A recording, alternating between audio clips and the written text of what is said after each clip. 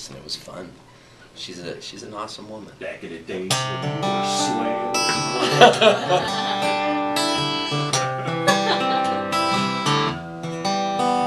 You know my favorite part is that. Oh yeah, the harmonics. You were afraid to show that to Neil Young, remember? I was. We thought it was too corny, and he loved it.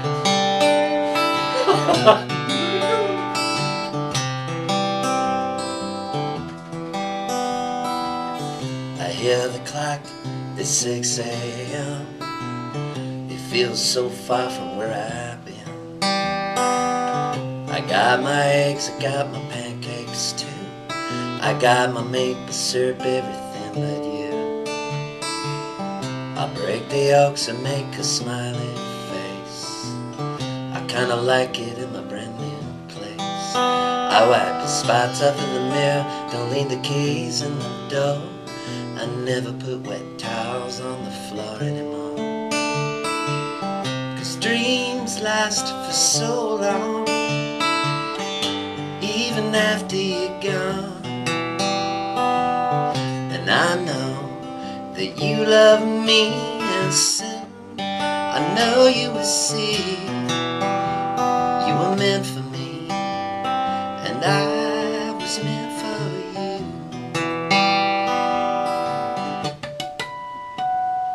Called my mom, but she was out for a walk. Consoled a cup of coffee, but it didn't want to talk. Picked up the paper, it was more bad news. More hearts being broken, more people being used. Put on my coat in the pouring rain. I saw a movie, but it wasn't the same. It was happy, I was sad. It made me miss you oh so bad. 'Cause dreams last for so long, even after you're gone. And I know that you love me, and soon I know you will see you were meant for me, and I was meant for you. I go about my business and I'm doing fine. Besides, what would you say if I had you on the line? Same old story now, much to say. Hearts are broken every day. Oh, yeah. So anyways, when you're writing songs, you never really think you're gonna write a hit song. You just start writing songs, you know? I put out a record once called Answering Machine that had 56 songs, and they were all 45 seconds. It had songs like Sugar Boogers, you know, just 45 seconds, so if you weren't into the song, you didn't really have to listen to it long because it would be over. But kids always liked Sugar Boogers because it could be played at Halloween and stuff. And so Neil Young ended up buying my CD, which is called Answering Machine, and he liked it because it was 56 songs, and none of them lasted too long. And so it was about that time that I wrote Sugar Boogers that I wrote this song. And I always think of Neil Young sitting, listening to Sugar Boogers, you know? It kind of freaks me out because it's like, I bought some Twinkies. I bought some ding-dongs. I bought some Ho-Hos and some powdered sugar donuts. I poured some sugar in my Pepsi. I had 7 cups of coffee with some fudge. I ate a Snickers bar. I ate a Almond Joy. I poured some sugar on a Milky Way and ate it. And now I'm driving on the freeway. And if you cut me off, I think I'm gonna kill you. Yeah, kill you, kill you. I pulled a booger out of my nose. I poured some sugar on the booger and I ate it. I'm eating sugar boogers. I'm eating sugar boogers. Yeah, sugar kill you. Sugar's good. Beep. so anyways, I picture Neil Young listening to that song, you know? And it reminds me of when I was a kid and I would go trick-or-treating at Liberace's house because he lived in Palm Springs, California. And Liberace would come to the door and he'd have his boyfriend behind him wearing a big boa around his neck, and he'd go, "Hello kids, have a Snickers bar." And he'd throw in huge Snickers bars into our bag, and then we'd change from a ghost to Dracula and we'd go back to Liberace's house, and we just kept going back to his house. That's what happens when you live in Palm Springs, California. You go to Liberace's house and go trick-or-treating. So I remember the next day I was eating all the sugar. I was on a sugar high, and I shouldn't have let my dog Bojo out of the house. And Bojo comes out of the house, and he's running in the front yard as we're playing football. and he runs in front of a car and he gets hit. And I love that dog so much. I had asthma and eczema, allergies. I was allergic to the dog, but he'd sleep at the foot of my bed. I loved him so much. I wouldn't let my parents get rid of him. And this woman hit him.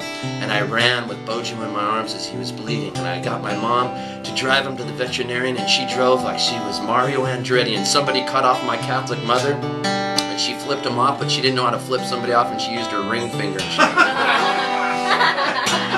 So about that time I was thinking, man, I gotta keep writing songs, keep practicing classical guitar, because you never know when you're gonna meet a hot blonde chick and maybe write a hit song down in Mexico. So even though I hadn't time traveled yet big time like Billy Pilgrim and Slaughterhouse-Five by Kurt Vonnegut, I was starting to time travel a bit. So as I was singing these songs more and more and more, I'd sing them. I kept traveling around the world writing all kinds of songs, which led me to meeting David Cassidy, led me to getting songs put in The Office with Steve Carell. But never in my life did I dream I'd be able to own a restaurant and watch the construction workers lift things up and say, "Over there's the ceiling joist. Can you come up here and give me a hoist? Because it looks like the wood was left out in the rain and it was moist."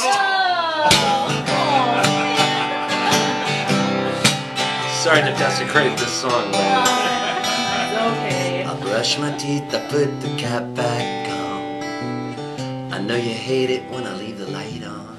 I pick a book up and I turn the sheets down. I take a drink and a good look around. Put on my PJs and I hop into bed. I'm half alive, but I feel mostly dead. I tell myself it'll all be alright. I shouldn't think anymore tonight, 'cause dreams last for so long, even after you're gone. And I know that you love me, and soon I know you will see you were meant for me, and I was meant for you. You were meant for me, and I was meant for you. Yeah.